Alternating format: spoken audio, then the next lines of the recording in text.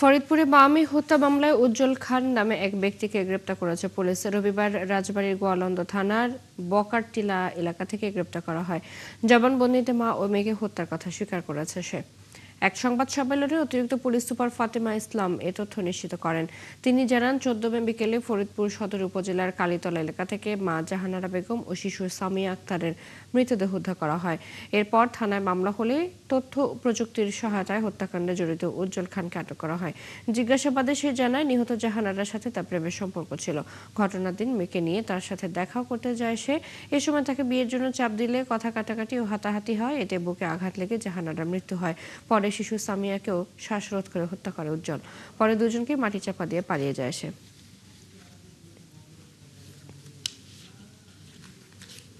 জাহানারা বেগম ও শিশু কন্যা সামিয়ার লাশ গুম করার জন্য তার নিজের বাড়ি থেকে কোদাল নিয়ে আসে এবং ওই যে ছাপড়া ঘরে যেখানে বসে ওরা কথা বলছিল, সেই ছাপড়া ঘরের পশ্চিম পাড়ে মাটি খুঁড়ে গর্ত করে জাহানারা বেগম ও সামিয়ার লাশ গর্তে রেখে মাটি চাপা দেয় এবং কলা গাছ কেটে সেটার উপর দিয়ে ঢেকে দেয়।